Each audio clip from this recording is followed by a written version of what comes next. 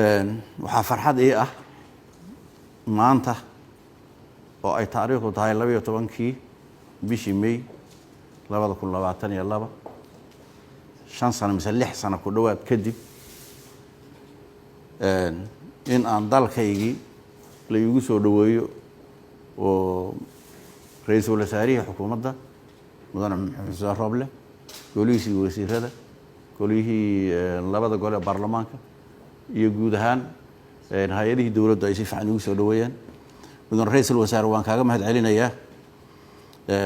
sida aad runtii igu maamuseen soo dhaweynta aad samayseen iyo shaqadii aad soo qabateen waxaan ognahay oo runtii aan la ilaawi karin idinkana mahad celinayaa go'aanka xaq darrada ahaa ee laygu xukumay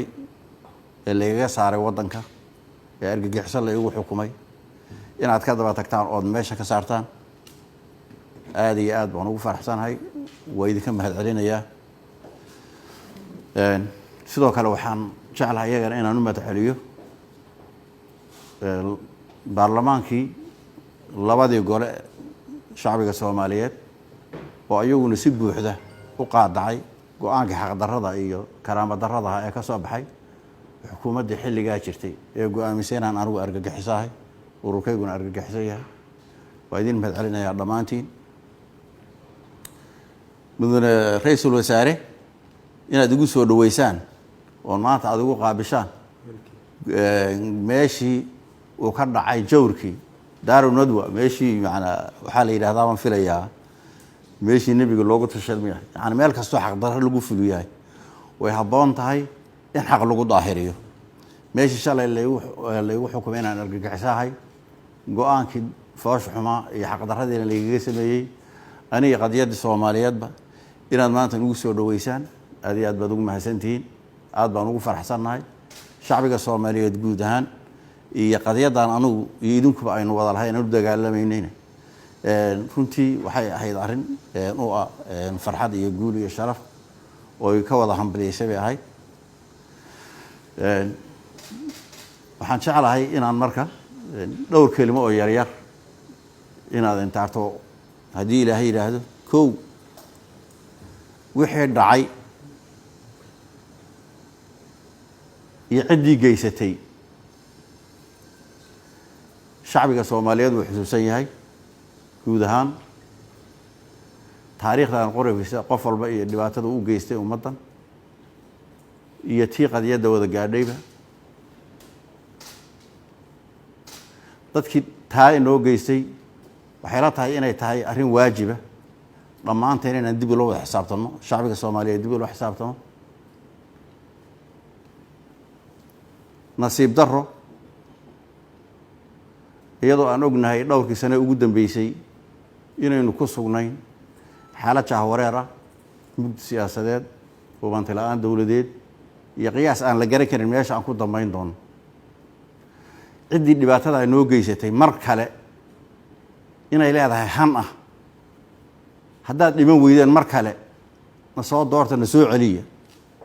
si aan idin wada baabiino waxa isweydiin leh dadka hankoodu noocaaya 5 sano halaagaan soo marnay 5 sano huba talaabaan soo marnay waxaan ku noolay nolol barsakha waxaan ku noolay xilli laga qoysay dawladnimada ummadda Soomaaliyeed xilli uu burburay systemkii dawliga ahaa xilli wax isku xidhan oo san jirin hay'adihii dawladdu kala xiriir furteen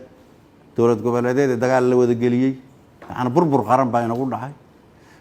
ummadda waxa sameeynaysa ee maanta mar kale doonaysa inay dib isu soo diyaariso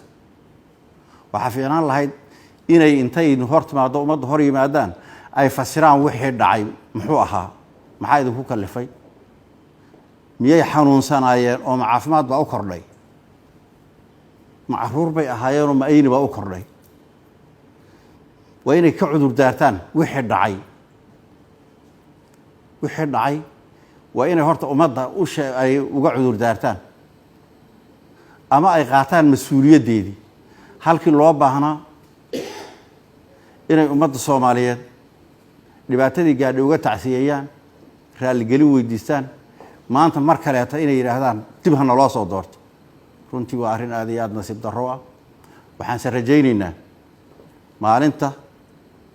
axadda ee soo socota oo ku aadan 15 May oo ah maalinkii halgamayaashii SWL soo saamahay oo ah maalin ummadda Soomaaliyeed u suntan sharaf iyo karaamo iyo xorriyad ugu suntan. maalintaas aan rajaynayno baarlamaanka ummadda Soomaaliyeed inuu xaqiijiyo in ayagana lagu ciqaabo waxay mudnaayeen